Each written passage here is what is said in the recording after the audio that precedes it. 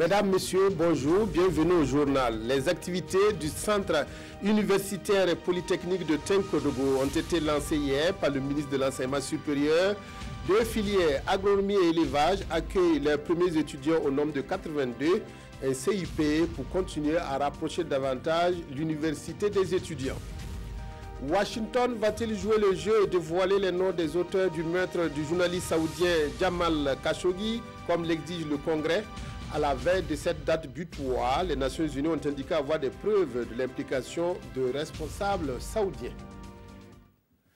Mais tout d'abord, audience présidentielle, Roch-Marc Christian Kaboré s'est entretenu ce matin avec une délégation du Conseil des gouverneurs du district multiple 403 du Lions Club. Le district tient demain à Ouagadougou des assises consacrées au bilan de ses activités.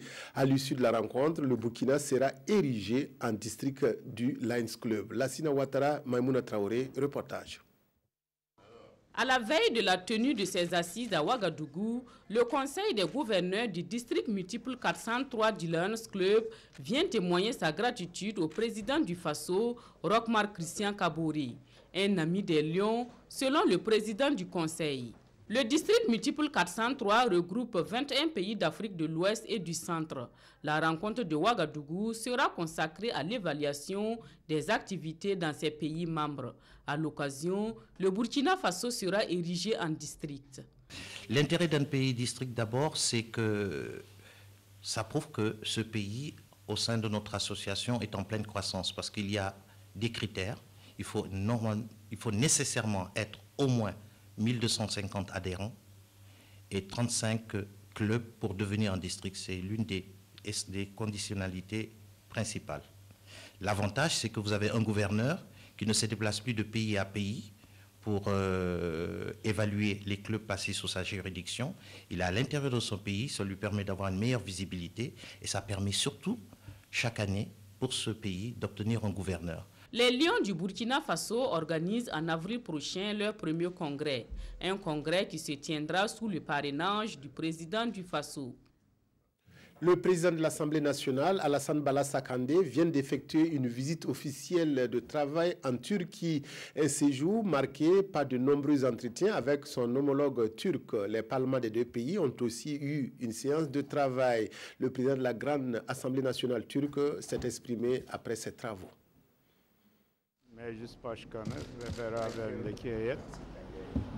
Le président de l'Assemblée nationale du Burkina Faso ainsi que la délégation qui l'accompagne ont effectué une visite officielle en Turquie hier et aujourd'hui. Nous avons procédé d'abord ce matin à un tête-à-tête avec Monsieur le Président et ensuite à des entretiens interdélégations lors desquels nous avons évoqué non seulement la coopération entre les deux parlements, la coopération économique, la coopération commerciale, culturelle sur tous les plans et tous les niveaux. Nous voulons développer encore davantage cette coopération avec le Burkina Faso qui est un ami important se trouvant dans l'Afrique de l'Ouest et qui est le pays, comme votre nom le dit, des gens heureux. À travers ce groupe d'amitié parlementaire, nous pouvons jouer sur la diplomatie parlementaire et faire en sorte que nous coopérions sur les aspects régionaux, sur les questions internationales. Nous souhaitons passer les salutations des 82 millions d'habitants turcs au peuple du Burkina Faso et leurs meilleures amitiés. C'est parti depuis hier pour les activités académiques du Centre universitaire polytechnique de Tenkodogo. Elles ont été lancées par le ministre de l'Enseignement supérieur, le professeur Alkassoum Maïga. L'ouverture de cette université répond au souci du gouvernement de rapprocher les universités des étudiants dans des filières qui reflètent les potentialités socio-économiques de leur région. Reportage Désiré Ilboudo, Ibrahim Sanou. Le ministre en charge de l'enseignement supérieur lance officiellement les activités académiques du Centre universitaire polytechnique de Tenkodogo. Une action qui vient concrétiser l'engagement de l'État à rapprocher l'enseignement supérieur des étudiants, à entendre le ministre. C'est une politique volontariste voulue donc par le président du Faso qui a pris l'engagement de faire en sorte qu'avant la fin de son mandat, il va œuvrer à doter chaque région d'un centre universitaire polytechnique qui va progressivement évoluer vers le statut d'université. La volonté, c'est de faire en sorte effectivement que ce dispositif qu'on met en place puisse prendre en compte les préoccupations du milieu. Ce centre a à son sein 82 étudiants répartis dans 2 disciplines, à savoir l'agronomie et l'élevage. Nous sommes très heureux et très émus et pour l'occasion et pour l'opportunité qu'on nous donne d'être l'une des premières promotions au Burkina. Nous attendons que le ministre et la délégation qui s'occupe des œuvres universitaires prennent compte de nos doléances. Nous avons assuré donc les autorités universitaires et le ministère, n'est-ce pas, de notre futur accompagnement. Mais nous avons aussi adressé aux étudiants, nous avons souhaité vraiment qu'ils soient de vrais modèles. Cette cérémonie a aussi été l'occasion de visiter les centres universitaires ainsi que les sites de la future université de Tenkodogo. Et les premiers bâtiments vont sortir des terres d'ici les festivités du 11 décembre prochain, prévues pour se tenir à Tenkodogo, foire du ministre. Ouverture ce matin du centre de formalité des entreprises CEFOR de la région du centre. C'est une démarche de la maison de l'entreprise qui œuvre pour une plus grande décentralisation des activités du centre. Le nouveau centre va permettre aux opérateurs économiques de la région d'accomplir toutes les formalités liées au démarrage de leurs activités sans perdre trop de temps. Nongba Kouda, Kadisanogo. Cette coupure de ruban marque l'ouverture officielle du deuxième bureau des centres de formalité des entreprises CEFOR de la région du centre. Il est situé dans les locaux de la délégation consulaire du centre sur l'avenue Bassawarga. Désormais, les opérateurs économiques de la capitale pourront accomplir dans ce nouveau cadre toutes les formalités nécessaires au démarrage de leurs activités. Qui parle de formalité parle de temps quand même d'acquisition de certains dossiers. Et ce temps est très réduit à ce niveau-là et ça permet à tous ceux qui veulent créer une entreprise, radier une entreprise, d'être très proches de nous, ou ceux qui veulent introduire d'autres dossiers en un seul lieu, en un seul interlocuteur pour gagner du temps, qui gagne du temps, gagne de l'argent. L'ouverture de ce bureau du CEFOR a été bien accueillie par le représentant des professionnels du droit. Sentiment de gratitude envers la chambre consulaire, envers la délégation régionale du centre, pour avoir abrité ce guichet qui est réservé aux professionnels du droit. Vous ne savez pas le temps que nous perdions à l'ancien, quand nous étions confondus avec les promoteurs. Donc ça faisait du temps perdu. À l'instar des 14 centres déjà fonctionnels, ce bureau du CEFOR sera un centre de référence pour les affaires et les investissements dans notre pays. Le ministère de la Communication et des Relations avec le Parlement a sacrifié hier à la traditionnelle présentation de vœux. À cette occasion, le département a rendu un hommage appuyé aux agents qui nous ont quittés l'année dernière et salué le départ à la retraite de 18 travailleurs qui ont reçu des certificats de reconnaissance. Roger Kam, Zalissa Sanfo.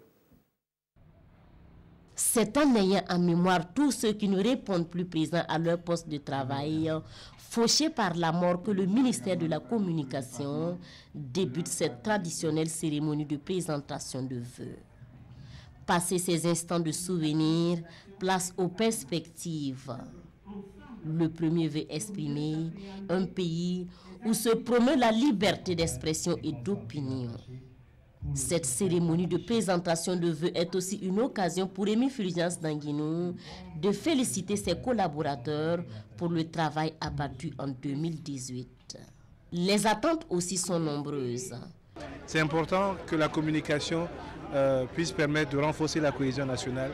Il est important que les relations avec le Parlement soient plus fluides afin que la discussion de la loi, le contrôle de l'État se fasse dans de meilleures conditions. Il est important que nous travaillions à ce que la presse, qu'elle soit publique comme privée, ait des bases juridiques et financières solides pour assurer la liberté d'expression et la diversité des opinions dans notre pays.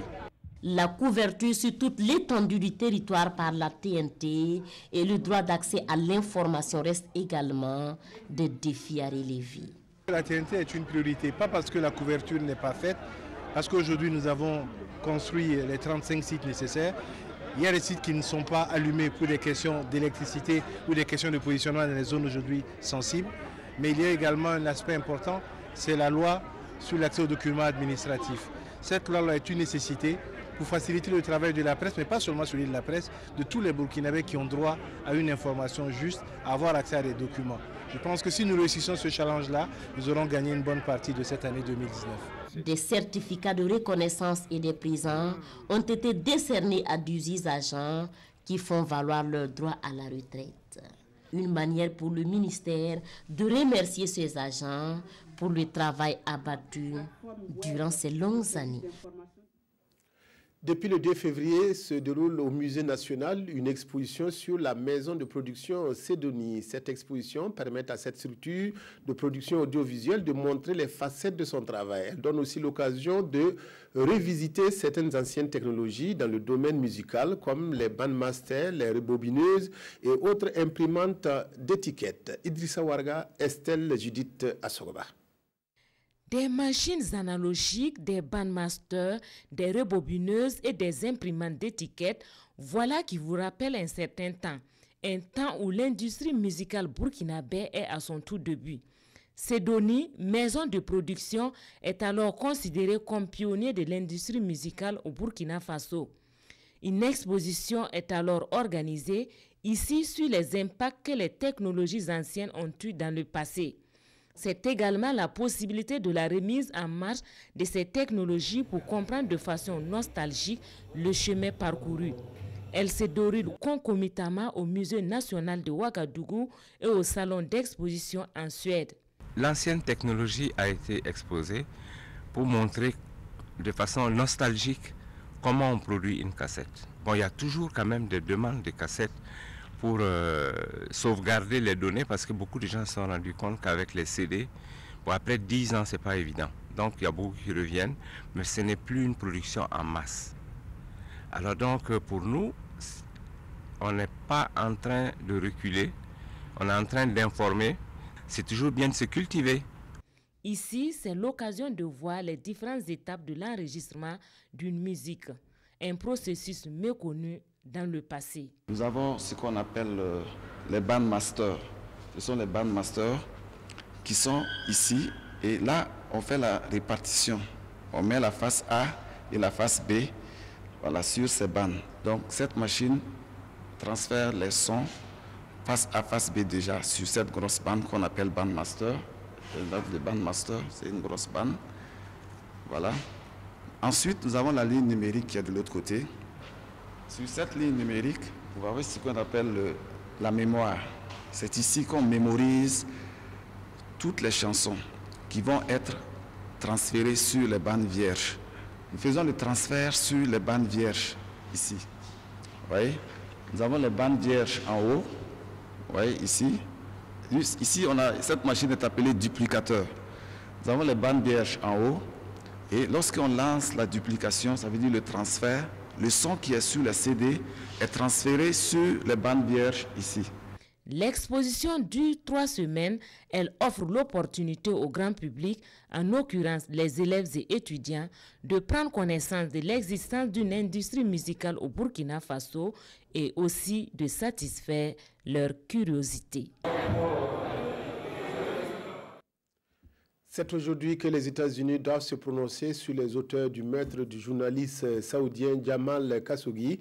Hier, la rapporteure spéciale des Nations Unies pour les exécutions judiciaires a estimé qu'elle détenait des preuves que l'assassinat de Khashoggi a été commis par des représentants de l'Arabie saoudite. Elle revenait d'une mission en Turquie. La rapporteure spéciale des Nations Unies pour les exécutions extrajudiciaires assure détenir les preuves que le meurtre du journaliste Jamal Khashoggi a été commis par des représentants de l'Arabie saoudite.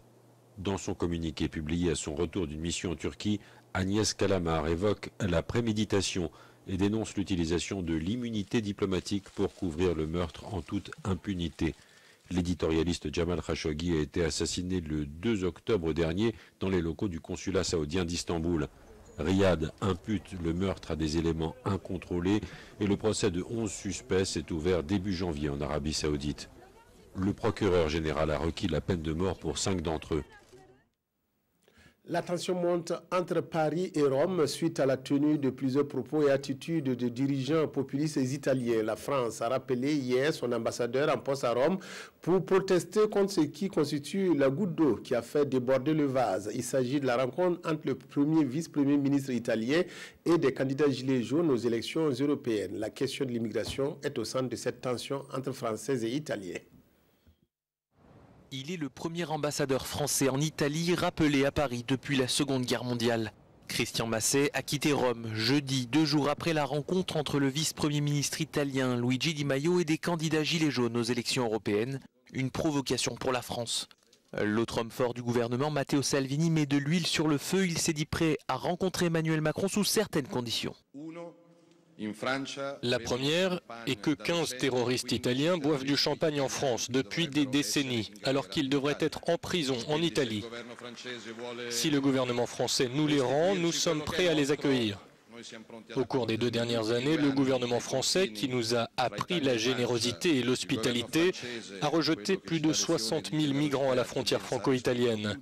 Des femmes et des enfants, parfois abandonnés dans la forêt en pleine nuit. À mon avis, ce n'est pas le comportement d'un pays civilisé.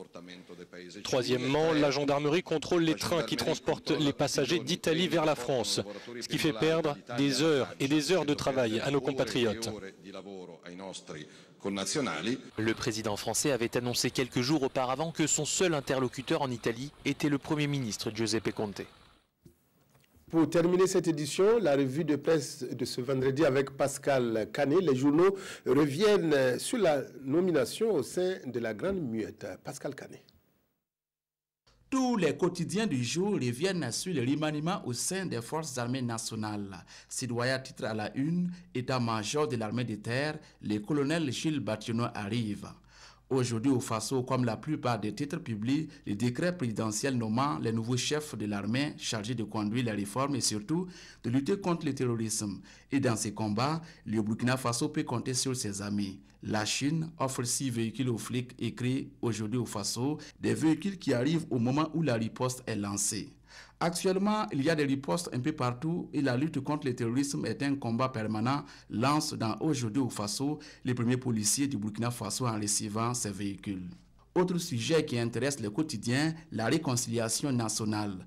Nous allons lentement mais sûrement à la réconciliation nationale, soutient Léandre Bassolé dans les colonnes de l'Observateur Palga après avoir été reçu par le Premier ministre. Les pays et citoyens traitent d'un sujet de société qui prend de l'ampleur, les rallyes meurtriers dans certaines artères de la capitale, notamment à la ZAD.